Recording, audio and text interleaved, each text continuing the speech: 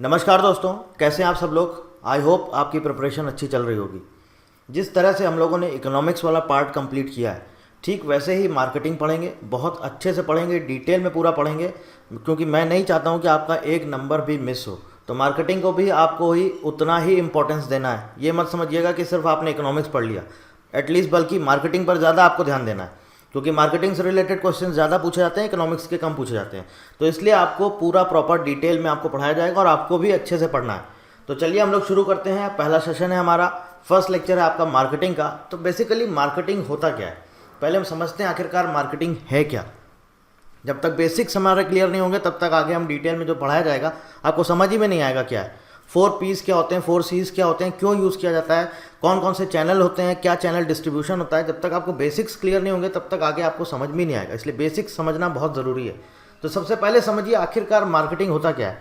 What do you mean by marketing, क्या है marketing. क्या ये सेल्स है, या कोई किसी प्रोडक्ट की सेलिंग है, या फिर ये कोई प्रमोशन है, या कोई ये एडवर्टीजमेंट है, क्या है मार्केटिंग। तो देखिए, मार्केटिंग एक अलग टर्म है, सेलिंग या सेल्स एक अलग टर्म है, प्रमोशन एक अलग टर्म है, और एडवर्टीजमेंट या एडवर्टाइजिंग ये एक अलग टर्म है। इसका मार्केटिंग से दूर दूर तक कोई रिलेशन नहीं है। देखिए, सेलिंग मतलब क्या है, आप किसी चीज़ को बेच रहे हैं, ठीक है। प्रमोशन मतलब, प्रमोशन क्यों किया जाता है कि हम कस्टमर को अपने प्रोडक्ट्स के बारे में इन्फॉर्म करते हैं, वही तो होता है प्रमोशन किया जाता है। या एडवर्टीजमेंट क्यों करते हैं, इसीलिए किया जाता है ताकि कस्टमर को पता चल सके कि हमारी कंपनी क्या प्रोडक्ट्स बना रही है, क्या प्रोडक्ट्स बेच रही है। लेकिन मार्केटिंग क्या है, मार्केटिंग का मतलब ये है कि जो हमारे कस्टमर हैं उसकी क्या ज़रूरत है, उसकी क्या नीड्स हैं, कस्टमर की जो नीड्स हैं, उसकी जो ज़रूरत है, उसको ध्यान में रखते हुए अपना भी प्रॉफिट हो और कस्टमर को भी सेटिस्फेक्शन हो। और जो कस्टमर है उसको रिटेन करना, मतलब कस्टमर को बनाए रखना, कस्टमर से एक लॉन्ग टर्म का रिलेशनशिप बनाए रखना, that is known as marketing. Selling में क्या हुआ, बस आपने प्रोडक्ट बेच दिया, आपको मतलब नहीं है किसने खरीदा क्या किया, नहीं, ये मार्केटिंग नहीं है। मार्केटिंग क्या बोलता है, मार्केटिंग कहता है कस्टमर से कैसा रिलेशन, लॉन्ग टर्म अगर आप रिलेशन बना के रखते हैं तो आपकी कंपनी के लिए भी फ़ायदा होगा। और जो भी इन सारी स्ट्रेटजीज़ को फॉलो करता है, एक तरह से बोला जाता है वो एक अच्छा मार्केटर है। क्यों, क्योंकि वो कस्टमर की नीड्स भी पूरी कर रहा है, कस्टमर को पूरी तरह से सेटिस्फाई भी कर रहा है, और कस्टमर से एक रिलेशनशिप भी बना के रखे हुए है। तो that is known as marketing. तो अगर इसका हम सिंपल से एक डेफिनेशन बताएं आपको, तो क्या मतलब है, कस्टमर की ज़रूरत को समझना, कस्टमर्स की जो भी नीड्स हैं या ज़रूरत, उनको समझना और उसके अकॉर्डिंग प्रोडक्ट्स या सर्विसेज को बेचना। फिर से समझिए, कस्टमर की नीड्स को समझना, कस्टमर की ज़रूरत को समझना कि आपको आखिरकार चाहिए क्या कस्टमर को, उसको समझना और उसके अकॉर्डिंग अपने प्रोडक्ट्स और सर्विसेज को बेचना। इसके अकॉर्डिंग अपने प्रोडक्ट्स या फिर सर्विसेज को बेचना, जिससे कंपनी को प्रॉफिट हो, किसको प्रॉफिट हो, कंपनी को।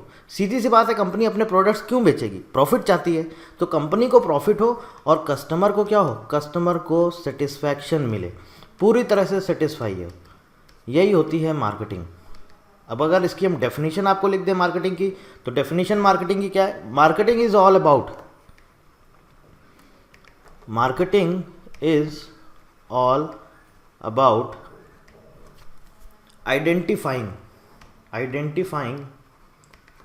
identifying and meeting the customer needs profitably।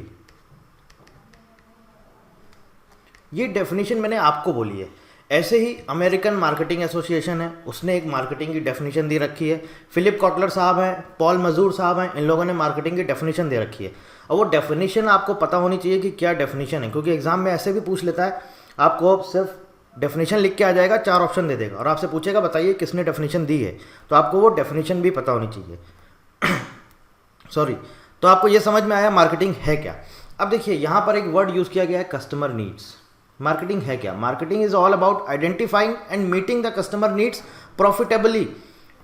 Customer की जो भी ज़रूरत है उसको समझना, उसको पहचानना, उसके अकॉर्डिंग उसको प्रोडक्ट्स या सर्विसेज अपने बेचना, जिससे कंपनी को प्रॉफिट हो और कस्टमर को सेटिस्फैक्शन मिले। बस ये है मार्केटिंग। अब यहाँ पर बोला गया है कस्टमर नीड्स। कस्टमर नीड्स आपकी 2 तरह की होती हैं। कौन कौन सी होती हैं कस्टमर नीड्स, कस्टमर नीड्स आपकी 2 तरह की होती हैं। एक होता है हमारा मेट नीड्स, एक होता है हमारा मेट नीड्स और दूसरा होता है अनमेट नीड्स। मेट नीड्स मतलब कि जहाँ पर कंपनी को पता होता है कि कस्टमर को क्या ज़रूरत है, जैसे कि जो भी डेली यूजेज की जो भी हमारी प्रोडक्ट्स होते हैं, जैसे कि क्या, आप मॉर्निंग में उठते हैं, ब्रश करते हैं, टूथपेस्ट यूज़ करते हैं, तो टूथपेस्ट ये कस्टमर को पता है कि ये यूज़ करेगा ही करेगा। सोप आप यूज़ करते हैं, हेयर ऑयल आप यूज़ करते हैं, शेविंग क्रीम, ये सब क्या है, कस्टमर की ज़रूरत है, डेली नीड्स है, ये उसको ज़रूरत है। तो जब कंपनी को पता होता है कि कस्टमर की ज़रूरत, उसे बोलते हैं मेट नीड्स। ये सब किस में आते हैं, मेट नीड्स में। कंपनी को पता होता है कस्टमर की ज़रूरत। अभी जैसे आपको पता होगा, हाल फिलहाल आपने नाम सुना होगा पतंजलि का। पतंजलि ने बहुत बढ़िया कॉन्सेप्ट अपनाया मार्केटिंग का, स्वदेशी, और पूरी तरह से मार्केट पर धीरे धीरे वो कब्जा करता जा रहा है। अब उसको पता है कि यहाँ पर हिंदुस्तान में हिंदुस्तान के लोगों को क्या चाहिए, जो चाहिए वो वही चीज़ आपके कस्टमर को, अपने कस्टमर्स को प्रोवाइड करा रहा है। तो वो एक बहुत अच्छी मार्केटिंग कर रहे हैं पतंजलि वाले। ऐसे ही आपने नाम सुना होगा रिलायंस जियो का। जियो ने, आपने देखा आपने क्या, जियो ने क्या किया, 2016 में सितंबर में जियो ने अनाउंस किया हम 6 महीने फ्री डेटा देंगे। उन्होंने कस्टमर की ज़रूरत को समझा, क्योंकि उस टाइम पर आपको याद होगा, उस टाइम पर 300 रुपये 400 रुपये मंथली रिचार्ज पैकेजेस आते थे और 1 GB डेटा मिलता था मंथली, और कस्टमर कितना यूज़ करता था। तो रिलायंस ने कस्टमर की ज़रूरत को समझा और उसने देखा कि इसके लिए इंटरनेट बहुत ज़रूरी है, और उसने देखिए क्या किया, 6 महीने तक फ्री दिया। फ्री के बाद फिर अपना रिचार्ज वाला पैक लेके आ गए, और अब क्या हुआ, अब कस्टमर की हैबिट बन गई। तो इसका मतलब रिलायंस जियो एक बहुत अच्छा मार्केटर है। क्या किया, पहले उसने कस्टमर की नीड को समझा, उसको लगा कि हाँ इनको ज़रूरत है, तो उसने वो प्रोडक्ट्स फ्री में बेचे। फ्री में बेचने के बाद जब आदत पड़ गई, लोगों की हैबिट बन गई, तब उसके बाद वो रिचार्ज पैक ले आए। अब आप देखिए, मोस्टली जो लोग भी आज मोबाइल फ़ोन्स यूज़ करते हैं, आप देखिएगा बहुत से लोग, एक नंबर उनके पास जो होगा, लेकिन एक अल्टरनेट उनके पास रिलायंस जियो ज़रूर होगा। तो ये क्या हो गया, ये उसकी हैबिट पड़ गई है कि उसको जियो चाहिए ही चाहिए। तो एक तरह से रिलायंस जियो एक बहुत अच्छा मार्केटर है। पतंजलि भी एक बहुत अच्छा मार्केटर है, जो धीरे धीरे मार्केट पर कब्जा करते जा रहे हैं। तो मेट नीड्स क्या होता है, मेट नीड्स वो होता है जहाँ पर कंपनी को पता होता है कस्टमर की ज़रूरत क्या है। अनमेट नीड्स जहाँ पर कंपनी को पता नहीं होता है, यहाँ पर, या फिर हम ये बोल सकते हैं जब कंपनी के पास ऐसा कोई प्रोडक्ट नहीं होता है, या फिर अपने कस्टमर की नीड्स को फुलफ़िल नहीं कर पाता है। जैसे कि कस्टमर क्या चाहता है, अगर हम ऑटोमोबाइल इंडस्ट्री की बात करें तो 4 व्हीलर उसको चाहिए, वो सोचता है कि हमें 4 व्हीलर सबके पास हो। एक मिडिल क्लास फैमिली वाला क्या सोचता है, हमारे पास भी गाड़ी होनी चाहिए, लेकिन ऐसी होनी चाहिए जो 1 लाख रुपए से कम में आ जाए। तो टाटा ने उसको फुलफ़िल करके दिया और टाटा नैनो बनाया। वो अलग बात है सक्सेसफुल नहीं रही, लेकिन टाटा ने उसको फुलफ़िल किया। तो यहीं पर एक बहुत बड़ा डिफरेंस आता है एक अच्छी कंपनी में और एक महान कंपनी में।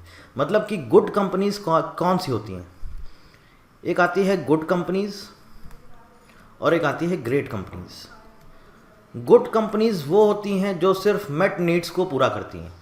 गुड कंपनीज़ वो होती हैं जो सिर्फ मेट नीड्स को पूरा करती हैं, जिन्हें पता है कि हाँ ये कस्टमर को चाहिए, बस वो अपना सिर्फ वही प्रोडक्ट बना रहे हैं। लेकिन ग्रेट कंपनीज़ कौन सी होती हैं, जिन्हें पता होता है कि कस्टमर को जो चाहिए वो तो बना ही रहे हैं, उसके साथ साथ उन्हें ये भी पता होता है कस्टमर को ये नहीं चाहिए या कस्टमर को इसकी ज़रूरत नहीं है, लेकिन उसके बाद भी उन्हें लगता है कि कस्टमर अगर ये चाहता है तो हम इसको बनाना चाहिए, और वो बनाते हैं। तो यही फ़र्क होता है गुड कंपनीज़ और ग्रेट कंपनीज़ में। यहाँ तक आपको बात समझ में आ गई, मार्केटिंग क्या होता है, कस्टमर नीड्स क्या होता है। अब मार्केटिंग की कुछ डेफिनेशंस हैं, वो भी थोड़ा सा हम देख लेते हैं कौन कौन सी क्या क्या डेफिनेशन है। आपको सिर्फ याद रखनी है डेफिनेशंस, और इसके साथ साथ ये पता होना चाहिए कि डेफिनेशंस किसने दी हैं। अब हम यहाँ पर डिस्कस करेंगे मार्केटिंग डेफिनेशंस की। तो सबसे पहले आपको अगर हम बात करें तो American marketing association, American marketing association एक बहुत ही अच्छी डेफिनेशन इन्होंने मार्केटिंग की दी है। अमेरिकन मार्केटिंग एसोसिएशन क्या कहते हैं, ये बोलते हैं marketing is the performance of business activities directed toward and incident to the flow of goods and services from producer to consumer और यूजर। तो मार्केटिंग एक तरह की बिजनेस एक्टिविटीज़ का परफॉर्मेंस है, जिसमें कि जो गुड्स और सर्विसेज होते हैं डायरेक्टली फ्लो होते हैं प्रोड्यूसर से, या जो बनाता है वहाँ से कहाँ तक, कंज्यूमर तक या फिर यूज़र तक, या फिर हम बोल सकते हैं आपका कस्टमर तक। ये अमेरिकन मार्केटिंग एसोसिएशन ने 1948 में डेफिनेशन दी है। इसके बाद 1960 में इन्होंने डेफिनेशन दी, यही सेम डेफिनेशन है marketing is the performance of business activities that direct the flow of goods and services from producer to consumer और यूजर। जैसे जैसे देखिए टाइम चेंज होता जाता है, टेक्नोलॉजीज चेंज होती जाती है, वैसे मार्केटिंग की डेफिनेशन भी चेंज होती जाती है। 2004 में अमेरिकन मार्केटिंग एसोसिएशन ने एक नई डेफिनेशन दे दी। क्या बोला? Marketing is an organisational function and set of processes for creating, communicating and delivering value to consumers या customers, not consumer, customers, and for managing relationships in a way that benefits both the organisation and the stakeholder. ये 2004 में एक definition दे दी marketing की, और ये बहुत ही perfect definition है marketing की। पॉल मजूर साहब ने 1947 में मार्केटिंग की डेफिनेशन दी। क्या बोला इन्होंने? बोला marketing is the delivery of a standard of living to the society. ये डेफिनेशंस आपको ज़रूर पता होना चाहिए किसने ये डेफिनेशंस दी हैं। एग्जाम में सिंपल बस ये डेफिनेशन लिख के आएगी, 4 ऑप्शन दिए होंगे, आपसे पूछेगा बताइए ये डेफिनेशन किसने दी है, तो एटलीस्ट आपको डेफिनेशंस पता होनी चाहिए। बेसिक जो कॉन्सेप्ट है वो है मार्केटिंग। अभी मैंने आपको मार्केटिंग का सिर्फ बेसिक कॉन्सेप्ट बताया, वो आपको पता है, और बस आपको ये डेफिनेशंस आपको लर्न करनी पड़ेंगी, आपको पता होना चाहिए किसने बोला है। एल्ड्रिच साहब ने 1970 में बोला था, marketing is the combination of activities designed to produce profit through ascertaining, creating, stimulating and satisfying the needs or wants of a selected segment of the market। अभी सेगमेंट वगैरह ये सब हम आगे डिस्कस करेंगे। फिलिप कॉटलर साहब ने 2000 में मार्केटिंग की डेफिनेशन दी है, a societal process by which individuals and groups obtain what they need and want through creating offering का मतलब होता है प्रोडक्ट्स, ऑफरिंग का मतलब होता है products, and freely exchanging products and services of value with others. ये है फिलिप कॉटलर के अकॉर्डिंग मार्केटिंग की डेफिनेशन। मार्केटिंग की डेफिनेशन हमने पढ़ लिया, मार्केटिंग क्या होता है, कस्टमर नीड्स क्या होता है, हमने ये पढ़ लिया। देखिए पूरा डिटेल में आपको पढ़ाएंगे, बिल्कुल आराम से पढ़ते चलिए, कोई घबराने की जरूरत नहीं है, सिलेबस आपको टाइम पर कंप्लीट करके मिलेगा, ठीक है, बस आप पढ़ते चलिए आराम से। इसके बाद फिर हम MCQs भी आपको करवाएंगे मार्केटिंग के। अब यहाँ पर बात आती है नेचर ऑफ मार्केटिंग। आखिर मार्केटिंग का नेचर क्या होता है? तो देखिए यहाँ पर अलग अलग टाइप दिए गए हैं, क्या क्या नेचर होता है मार्केटिंग का। सबसे पहला है marketing is an economic function. Obvious है ये इकोनॉमिक फंक्शन है, क्यों? इकोनॉमिक एक्टिविटीज़ होती हैं तो ये इकोनॉमिक फंक्शन है। Marketing embraces all the business activities involve in getting goods and services from the hands of producers into the hands of final consumers. The business steps through which goods progress on their way to final consumers is the concern of the marketing। तो एक तरह से क्या है, economy का ही तो आदान प्रदान हो रहा है। प्रोडक्ट खरीदा जाता है तो कैसे खरीदा जाता है? कैश के थ्रू, डिजिटल पेमेंट के थ्रू, तो पैसों का ही तो आदान प्रदान हो रहा है। Marketing is an economic function. Second क्या कह रहा है? Marketing is a legal process by which ownership transfers. एक गुड्स मान लीजिए कंपनी बनाती है, मैं बनाता हूँ, कोई सपोज मान लीजिए कि कोई प्रोडक्ट बनाता हूँ, मान लीजिए कोई एक पेन बनाता हूँ, आपने मुझसे वो पेन परचेज़ किया, तो अभी तक जब तक मेरे पास पेन है तब तक उसकी ओनरशिप मेरे पास है। आपने परचेज़ कर लिया तो उसकी ओनरशिप आपके पास चली गई, आपके पास उसका प्रॉपर बिल आ जाता है कि आपने ये परचेज़ किया है। तो इसका मतलब marketing is a legal process by which ownership transfers. Ownership transfer हो जाती है। एक कंपनी का प्रोडक्ट है, कंपनी अपनी कार बेच रही है, जब तक उसने वो प्रोडक्ट उसके पास है तब तक वो कंपनी की है, लेकिन जब कंपनी ने उसको बेच दिया, आपने उसको परचेज़ कर लिया, आपके पास बाकायदा उसका पूरी बिल की कॉपी आ गई आपके पास, आपने परचेज़ कर लिया, तो ओनरशिप किसकी हो गई? आपकी हो गई। अब वो कार या गाड़ी आपकी हो गई। तो इसका मतलब क्या है? एक लीगल प्रोसेस है जिसमें ओनरशिप ट्रांसफ़र होती है। थर्ड क्या कहता है? Marketing is a system of interacting business activities. क्या इंटरैक्टिंग बिजनेस एक्टिविटीज़ क्या मतलब है? आप क्या करते हैं मार्केटिंग में? क्या होता है? जो भी आपका कंज्यूमर है, कस्टमर है, आप उससे इंटरैक्ट करते हैं ना, तो यही तो है marketing. It is a system of interacting business activities. Marketing is that process through which a business enterprise, institution or organization interacts with the customers and stakeholders with the objective to earn profit, satisfy customers and manage relationship। यही सारी चीज़ें मैं अभी तक आपसे इतनी देर से discuss कर रहा हूँ। क्या है ये? कोई भी एक ऑर्गेनाइजेशन है, कोई भी एक फर्म है, कोई भी एक कंपनी है, कोई भी एक इंस्टीट्यूशन है, कोई एक एंटरप्राइज है, कस्टमर से, स्टेक होल्डर से इंटरेक्ट करते हैं। किस लिए इंटरेक्ट करते हैं? ताकि अपने प्रोडक्ट्स को बेच सकें, उससे प्रॉफिट कमा सकें और अपने कस्टमर को सेटिस्फाई कर सकें और एक अच्छी लॉन्ग टर्म के लिए रिलेशनशिप बना सकें। तो इसका मतलब marketing is a system of interacting business activities. ठीक है, यहाँ तक समझ में आ गया? आगे चलते हैं। Marketing is a managerial function. ये क्या है?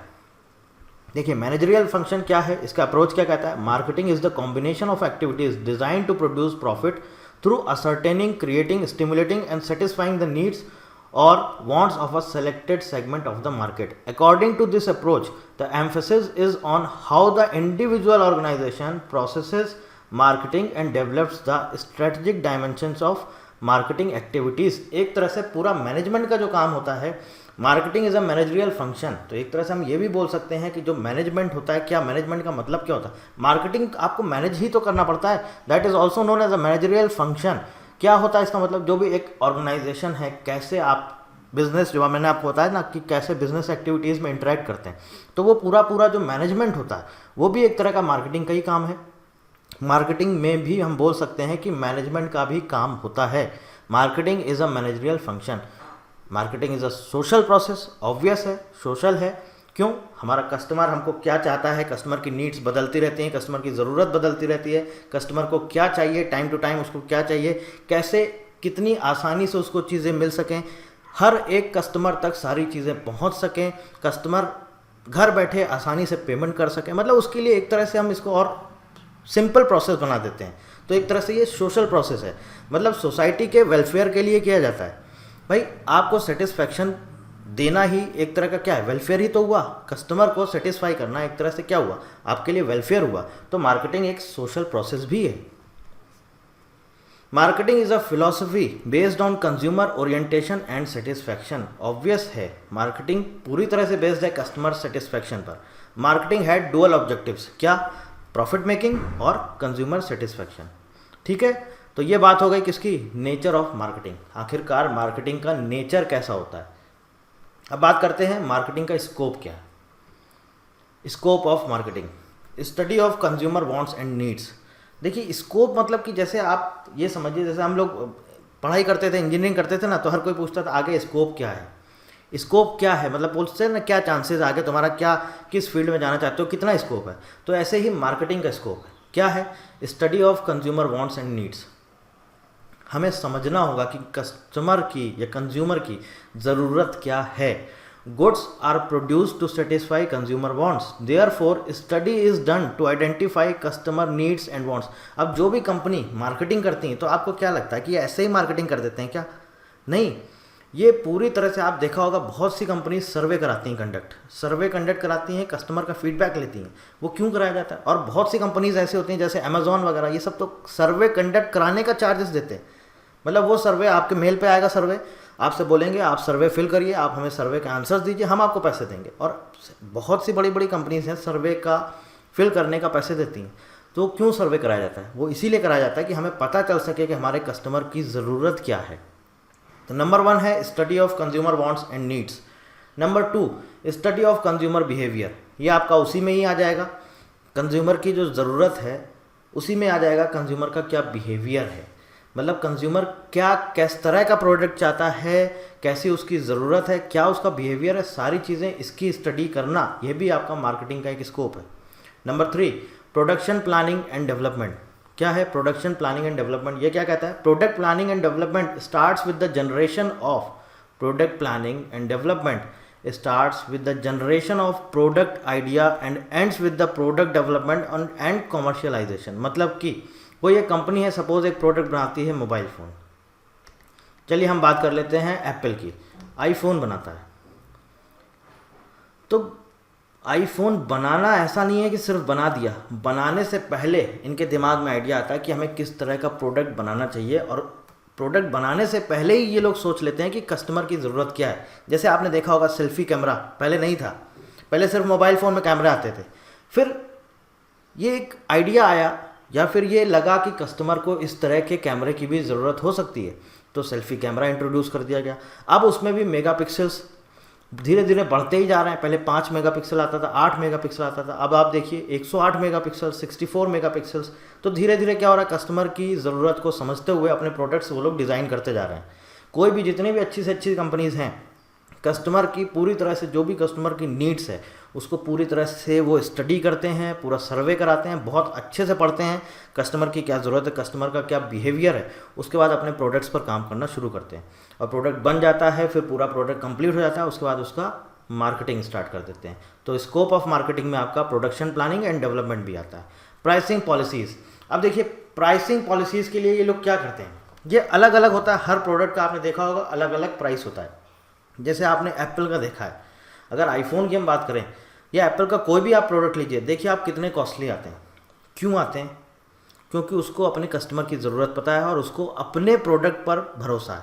उसको पता है कि जो मैं प्रोडक्ट प्रोवाइड करा रहा हूँ वो प्रोडक्ट दूसरा कोई नहीं प्रोवाइड करा सकता है, और इसलिए वो लोग अपनी पॉलिसीज़ बनाते हैं। उनकी पॉलिसीज़ होती हैं, वो हर प्रोडक्ट का अलग अलग प्राइस सेट करते हैं, प्राइस रेंज रखते हैं, ये प्रोडक्ट इस प्राइस रेंज में होगा, ये प्रोडक्ट इस प्राइस रेंज में होगा। इसके साथ साथ ये लोग क्या देखते हैं, देखिए क्यों उनके कॉस्टली होते हैं। आप देखिए नॉर्मल अगर आप एक माइक्रोमैक्स का फ़ोन लेते हैं, मैं आपको बताता हूँ प्राइसिंग पॉलिसीज़ कैसे ये लोग डिफाइन करते हैं। सबसे पहले तो कंपटीशन देखते हैं, मार्केट में कंपटीशन क्या है। एप्पल का ऑलरेडी मार्केट बना हुआ है, अब वो 10,000 5,000 के मोबाइल फ़ोन बेच ही नहीं सकता, बेचेगा उसका लॉस होगा। दूसरी चीज़, उसको पता है कि उसको कस्टमर को चाहिए ही 70,000 80,000 वाला फ़ोन, तो सीधी सी बात है वो 5,000 का प्रोडक्ट नहीं बेचेगा। वो क्या करेगा, वो बेचेगा 70,000 80,000 का। जैसे जैसे नए प्रोडक्ट्स आते जाते हैं, आप देखिए उनके नए नए फ़ोन्स आते जाते हैं, जैसे जैसे नए मॉडल्स आते हैं वैसे वैसे उनका प्राइस रेंज बढ़ता जाता है। क्यों बढ़ता है? आप देखिए यहाँ पर क्या लिखा हुआ है, it depends on the level of competition, product life cycle, this is most important. Product life cycle ये मोस्ट इंपॉर्टेंट है। एप्पल का आप कोई भी प्रोडक्ट ले लीजिए, 5 साल 10 साल से पहले वो हिलने वाला नहीं है। चाहे आप आईफोन ले लीजिए, चाहे आप आईपैड ले लीजिए, चाहे आप आईपॉड ले लीजिए, चाहे आप आईमैक ले लीजिए, जो एप्पल के लैपटॉप्स आते हैं, आप देखिए कोई भी प्रोडक्ट 5 साल 10 साल से पहले हिलने वाला नहीं है। और अगर आप माइक्रोमैक्स या फिर जो भी इस तरह के जो आपके मोबाइल फ़ोन्स आते हैं, ओप्पो वीवो, देखिए 2 साल 3 साल में फिर क्या प्रॉब्लम शुरू हो जाती है। हो सकता है एक ही साल में प्रॉब्लम शुरू हो जाए, लेकिन इनका क्या है, प्रोडक्ट का लाइफ साइकिल बहुत अच्छा है, बहुत ही सॉलिड ये लोग प्रोडक्ट बनाते हैं, इस वजह से इनका प्राइस हाई रहता है। और ये सारी चीज़ सर्वे करते हैं, उसके बाद ही ये सारी चीज़ें डिफाइन करते हैं। तो प्राइसिंग पॉलिसीज़ भी मार्केटिंग स्कोप का एक पार्ट है। इसके बाद आता है डिस्ट्रीब्यूशन। अब डिस्ट्रीब्यूशन का क्या मतलब? डिस्ट्रीब्यूशन का मतलब ये है कि आपका जो प्रोडक्ट है वो कितने कस्टमर्स तक डिस्ट्रीब्यूट हो रहा है, मतलब कि जो आपका एंड से एंड कस्टमर है उस तक आपका प्रोडक्ट पहुंच रहा है कि नहीं पहुंच रहा है। तो study of distribution channel is most important in marketing. For maximum sales and profit, goods are required to be distributed to the maximum consumers at minimum cost. मतलब कि मैक्सिमम कंज्यूमर्स तक आपका प्रोडक्ट डिस्ट्रीब्यूट होना चाहिए। तो एक तरह से जो डिस्ट्रीब्यूशन है इसकी भी स्टडी करी जाती है, तो ये भी स्कोप ऑफ मार्केटिंग का पार्ट है। ठीक है, ध्यान रखिएगा। पहला कौन सा है? Study of consumer wants and needs, study of consumer behaviour, product planning and development, pricing policies और डिस्ट्रीब्यूशन। आगे आ जाते हैं प्रमोशन। प्रमोशन, जैसा कि मैंने आपको बताया, प्रमोशन क्या होता है, क्यों किया जाता है प्रमोशन? अरे अपने कस्टमर को हमें बताना है कि मेरा क्या प्रोडक्ट है, एक तरह से अपने प्रोडक्ट की इंफॉर्मेशन देना, उसे ही हम बोलते हैं प्रमोशन। तो promotion includes personal selling, sales promotion and advertising. अभी ये सारी चीज़ें मैं आपको डिटेल में आगे पढ़ाऊंगा, सेल्स प्रमोशन क्या होता है, एडवर्टाइजिंग क्या होता है, प्रमोशन क्या होता है, सब अभी आपको हम बताएंगे। Right promotion mix is crucial in accomplishment of marketing goals. तो जो स्कोप ऑफ मार्केटिंग है उसमें आपका प्रमोशन भी मोस्ट इंपॉर्टेंट है। प्रमोशन के बारे में भी आपको पता होना चाहिए। Number 7, consumer satisfaction. बात आती है फिर से वही बात, मार्केटिंग का जो सबसे मेन ऑब्जेक्टिव है वो यही है, कस्टमर सेटिस्फैक्शन। अगर आपने अपने कस्टमर को सेटिस्फाई कर लिया तो आप ये समझ लीजिए आप कोई भी बिजनेस अच्छे से अच्छा सक्सेसफुली रन कर सकते हैं और आप एक अच्छे मार्केटर बन सकते हैं। अगर आपने ये पहचान लिया कि हमारे कंज्यूमर को चाहिए क्या और आपने उसको सेटिस्फाई कर दिया तो बस आप एक अच्छे मार्केटर हैं। तो consumer satisfaction scope of marketing का पार्ट ये भी है। और उसके बाद लास्ट में आता है हमारा marketing control. Marketing audit is done to control the marketing activities. अब देखिए मार्केटिंग तो आपने कर ली, लेकिन क्या उसका रिजल्ट आता है, मार्केटिंग कंट्रोल जो होता है, मार्केटिंग ऑडिट क्यों किया जाता है, ऑडिट क्यों किया जाता है, आखिर रिजल्ट क्या मिल रहा है? हम मार्केटिंग तो कर रहे हैं लेकिन उसका हमें रिजल्ट मिल क्या रहा है, हमको यही नहीं पता। हम बस मार्केटिंग किए जा रहे हैं, कस्टमर को ये चाहिए, हम बस बेचे जा रहे हैं। अब आप ये देख ही नहीं रहे उसमें प्रॉफिट हो रहा है कि लॉस हो रहा है, कस्टमर को चाहिए कि नहीं चाहिए, बस हम बेचने पे लगे हुए हैं कि हाँ कस्टमर को चाहिए, लेकिन हमें पता ही नहीं है कि लॉस हो रहा है कि नहीं हो रहा, प्रॉफिट हो रहा है कि नहीं हो रहा। तो इसके लिए क्या किया जाता है? ऑडिट किया जाता है। तो marketing control is also a part of scope of marketing. तो आपको याद रखने हैं कौन कौन से मार्केटिंग स्कोप के पार्ट हैं। Number 1, study of consumer wants and needs, उसकी ज़रूरत को समझना। Study of consumer behaviour, consumer के बिहेवियर के स्टडी करना। Product production planning and development, पूरा मतलब कि जब से आपका प्रोडक्ट बनना स्टार्ट होता है तब से लेके लास्ट तक, जब तक आप उसका पूरा तरह से उसका एडवर्टीजमेंट या जब तक आप उसको बेच नहीं देते हैं, उसकी पूरी स्टडी करना। प्राइसिंग पॉलिसीज़, जो भी हमारे प्रोडक्ट्स होते हैं उनके लिए क्या क्या प्राइस रेंज होगी, क्या क्या प्राइस रखा जाएगा, इसकी स्टडी भी स्कोप ऑफ मार्केटिंग में करी जाती है। डिस्ट्रीब्यूशन, प्रोडक्ट का जो डिस्ट्रीब्यूशन है कि प्रोडक्ट मैक्सिमम कंज्यूमर्स तक कैसे पहुंचे, इसकी स्टडी भी हम लोग किस में करते हैं, स्कोप ऑफ मार्केटिंग में आता है। प्रमोशन, प्रोडक्ट बना दिया, प्रोडक्ट का डिस्ट्रीब्यूशन कर दिया, लेकिन कैसे उसको प्रमोशन करें, कैसे कस्टमर को बताएं कि हमारा ये प्रोडक्ट आया है, तो उसके लिए प्रमोशन के बारे में भी हमें पढ़ना होगा। और उसके बाद हमें कंज्यूमर को सेटिस्फाई करना, जो सबसे इंपॉर्टेंट है मार्केटिंग के पार्ट, ये भी मोस्ट इंपॉर्टेंट है, ये भी हमें उसमें पढ़ना होगा। और साथ में मार्केटिंग कंट्रोल, सब कुछ हमने बेच दिया, कस्टमर सेटिस्फाई हो गया, लेकिन हमें पता ही नहीं है कि हमें लॉस हो रहा है कि हमें प्रॉफिट हो रहा है, तो उसके लिए किया जाता है ऑडिट, और वही आता है हमारा मार्केटिंग कंट्रोल में। तो ये था हमारा मार्केटिंग का एकदम बेसिक सा लेक्चर्स। धीरे धीरे हम लोग आगे बढ़ेंगे। आई होप इसमें आपको अच्छा लगा होगा, आपको मज़ा आया होगा। बहुत बेसिक से कॉन्सेप्ट्स, और कंफ्यूज मत होइएगा, मार्केटिंग कोई बहुत डिफिकल्ट नहीं है मेरे भाई, बहुत आसान है मार्केटिंग। जैसे आपको इकोनॉमिक्स एकदम आसान लैंग्वेज में समझाया है, ऐसे ही आपको मार्केटिंग भी एकदम आसान लैंग्वेज में समझाएंगे।